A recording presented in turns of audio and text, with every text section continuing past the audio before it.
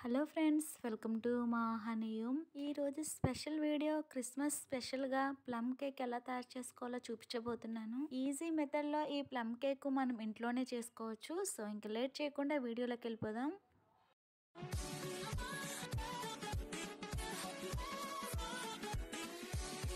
Plum cake తయారీకి first ఒక mixing bowl ఒకటి తీసుకొని అందులో ఒక చిన్న కప్పు ఆరెంజ్ జ్యూస్ వేసుకోవాలి. ఈ జ్యూస్లో ఇప్పుడు అన్ని రకాల డ్రై ఫ్రూట్స్ చొప్పున ఒక్కొక్క టేబుల్ స్పూన్ చొప్పున వేసుకోవాలి. చిన్నగా కట్ చేసుకున్న బాదం పప్పు, అలానే జీడిపప్పు, బ్లాక్ కలర్ కిస్మిస్, బ్రౌన్ కలర్ ఇవి కట్ చేసుకున్న చెర్రీస్, నెక్స్ట్ ఇందులో రెడ్ అండ్ గ్రీన్ కలర్ ట్రూటీ ఫ్రూటీ కూడా వేసుకొని అలానే 1 టేబుల్ స్పూన్ పుచ్చగింజలు కూడా వేసుకోండి. ఆరెంజ్ జ్యూస్ ప్లేస్లో మీరు గ్రేప్స్ జ్యూస్ లేదా పుచ్చకాయ జ్యూస్ కూడా తీసుకోవచ్చు. మీరు సేమ్ ఇటువంటి అన్ని డ్రై ఫ్రూట్స్ వేసి చేసుకోవాలనేం లేదండి. మన ఇంట్లో ఉండే ఒక 2-3 రకాలు వేసి కూడా ఈ ప్లమ్ కేక్ చేసుకోవచ్చు.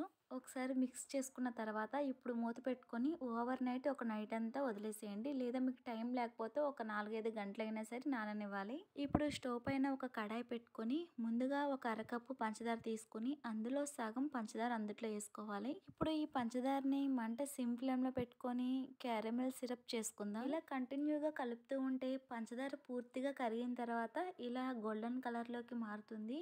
మరీ ఎక్కువ బ్రౌన్ కలర్ రానివద్దు, మళ్ళీ కేక్ చేదుగా అవుతుంది. ఇలా లైట్ గోల్డెన్ కలర్ లో ఉన్నప్పుడే ఇందులో చిన్న కప్పు నీళ్లు పోసుకోవాలి. నీళ్లు ఎక్కువగా వేయకండి, కేక్ బ్యాటర్ మనకి పలచగా అయిపోతుంది. ఎగ్జాక్ట్ పావు కప్పు నీళ్ళు అయితే సరిపోతాయి. నీళ్లు పోసి మళ్ళీ బాగా కలుపుకున్న తర్వాత ఒక 2 నిమిషాలు ఈ నీళ్లు మరిగించి తర్వాత స్టవ్ ఆఫ్ చేసేసుకొని పక్కన పెట్టేసుకోండి. ఇప్పుడు చిన్న మిక్సీ జార్ తీసుకొని మనం ముందుగా పక్కన పెట్టుకున్న షుగర్ని అందులో వేసుకొని అందులోనే 2 యాలకులు, 2 లవంగాలు, చిన్న దాల్చిన చెక్క వేసుకొని మిక్సీ పట్టించుకోవాలి.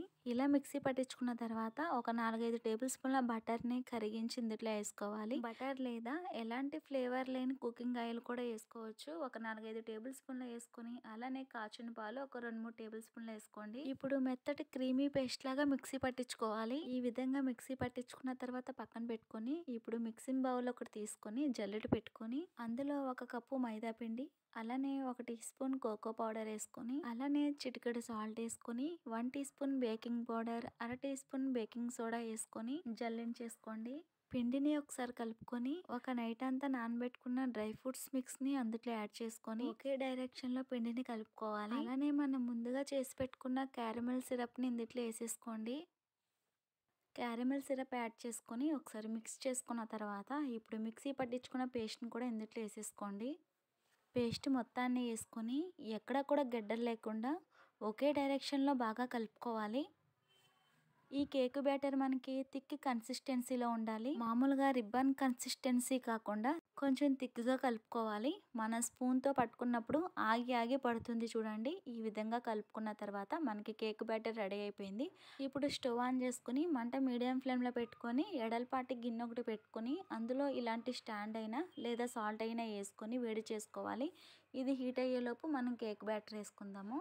లైట్ వెయిట్లో ఉండే అల్యూమినియం అయినా లేదా కేక్ బౌల్ అయినా సరే లేదా స్టీల్ అయినా సరే తీసుకొని అందులో 1 టేబుల్ స్పూన్ నూనె వేసుకొని అంచు చుట్టూరు అడుగున నూనె రాసుకొని లేదా బటర్ పేపర్ అయినా పెట్టుకోండి. ఈ పేపర్ పెట్టుకుంటే కనుక అడుగున నూనె రాసుకునే అవసరం లేదు, అంచు చుట్టూరు మాత్రమే రాసుకోండి. బటర్ పేపర్ పెట్టకపోతే కనుక పొడిపిండి చల్లుకోండి, మైదా పిండి లైట్గా.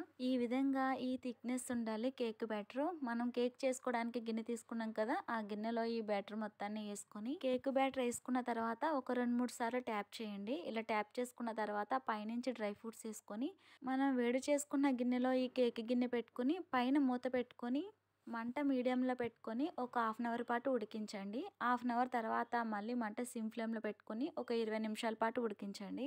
మధ్యలో ఒకసారి మూత తీసుకొని ఎంతవరకు ఉడికిందనేది చూసుకోవచ్చు. 30 మినిట్స్ తర్వాత అయినా సరే, 40 మినిట్స్ తర్వాత అయినా సరే. టూత్ పిక్ ఒకటి తీసుకొని ఇలా చెక్ చేయండి. దానికి అంటుకోకుండా వస్తే కనుక ఉడికిపోయినట్టే, లేదా పిండి అనేది అంటుకుంటే కనుక లోపల ఇంకా ఉడకాలి. మళ్ళీ మూత పెట్టి ఒక 20 మినిట్స్ అలా ఉడికించండి. ఇక్కడైతే కేక్ పూర్తిగా ఉడికిపోయింది. ఈ గిన్నె పక్కకు తీసేసుకొని సైడ్స్ చుట్టూరు ఇలా కట్ చేసేసుకోండి. ఏమైనా అనుకుంటే కనుక ఈజీగా వచ్చేస్తుంది. ఇప్పుడు ఈ గిన్నె ఉల్టా తిప్పేసుకొని 2-3 సార్లు ట్యాప్ చేసుకుంటే ఈజీగా వచ్చేస్తుంది. ఈ పేపర్ వద్దనుకుంటే ఇప్పుడే తీసుకోవచ్చు లేదా తర్వాత అయినా తీసుకోవచ్చు. ఇప్పుడు మళ్ళీ ఉల్టా తిప్పుకొని కేక్ చాలా గుల్లగా వచ్చిందండి, ఫ్లఫీగా వచ్చింది అనమాట. నేను కొంచెం గట్టిగా ట్యాప్ చేసేసరికి కేక్ పరిస్థితి ఇది మధ్యలో విడిపోయింది అనమాట. చూస్తుంటేనే తెలుస్తుంది కదండి, బాగా ఉడికింది, పొంగినట్టు ఉడికింది అనమాట ఈ కేక్. అంతేనండి, ప్లమ్ కేక్ చాలా ఈజీగా ఇంట్లోనే తయారు చేసుకోవచ్చు. ఈ రెసిపీ మీకు నచ్చినట్లయితే ఈ క్రిస్మస్ కి ఇంట్లో ప్లమ్ కేక్ తప్పకుండా ట్రై చేయండి. అలానే మీ ఫ్రెండ్స్ అండ్ ఫ్యామిలీ మెంబర్ కి షేర్ చేయండి. ఈ రెసిపీ మీకు నచ్చినట్లయితే లైక్ చేయడం మాత్రం మర్చిపోకండి. మరిన్ని ఈజీ రెసిపీస్ కోసం మా హనీయం ఛానల్ని సబ్స్క్రైబ్ చేయండి. Thank you for watching.